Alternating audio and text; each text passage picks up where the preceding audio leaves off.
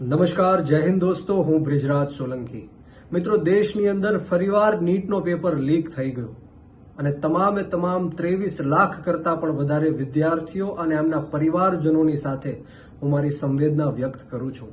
મિત્રો, આ પહેલીવાર દેશની અંદર નીટનો પેપર લીક નથી થયો, પરંતુ 2017માં, 21માં, 24માં અને આજે ફરીવાર ચાર વખત આ દેશની અંદર નીટનો પેપર લીક થઈ ગયો. આ કઈ રીતના થાય છે? આ સરકારની અને તંત્રની મિલીભગતથી થાય છે.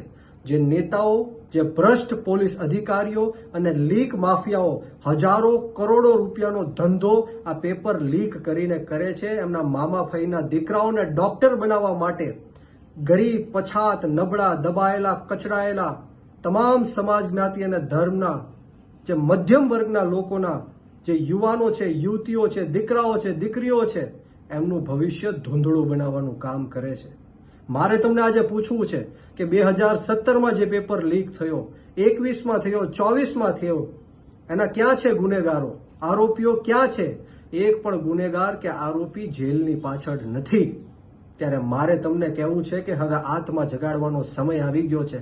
આ લોકો એક પેપર સરખી રીતના લઈ નથી શકતા. કઈ રીતના સરખી રીતના સરકાર ચલાવશે, આ દેશને ચલાવશે?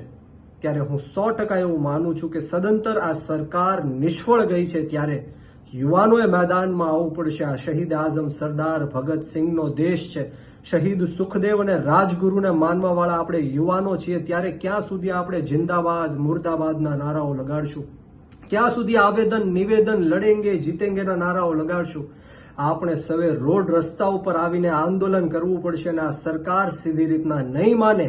આ સરકાર જન આંદોલનની ભાષા માનવાવાળી સરકાર છે. ત્યારે હું તૈયાર છું, હું તમારી સાથે છું અને આમ આદમી પાર્ટી તમારી સાથે છે. આવો આપણે સૌ સાથે મળીને ભવિષ્યમાં ક્યારેય પેપર લીક ન થાય અને આજે જે પેપર લીક થયો છે એના તમામ ગુનેગારોને અને આરોપીઓને 10-10 વર્ષની સજા ફટકારવામાં આવે એવી સરકારને માંગ કરીએ.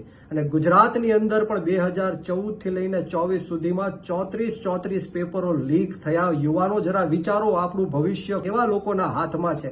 ત્યારે આપ સૌને હું વિનંતી કરું છું કે આપણે સૌએ આપણી આત્મા જગાડવાની છે. જે રીતના નેપાળની અંદર ક્રાંતિ થઈ એ જ રીતના ગુજરાતની અંદર અને આ દેશની અંદર યુવાનોએ ક્રાંતિ કરવાની જરૂર છે.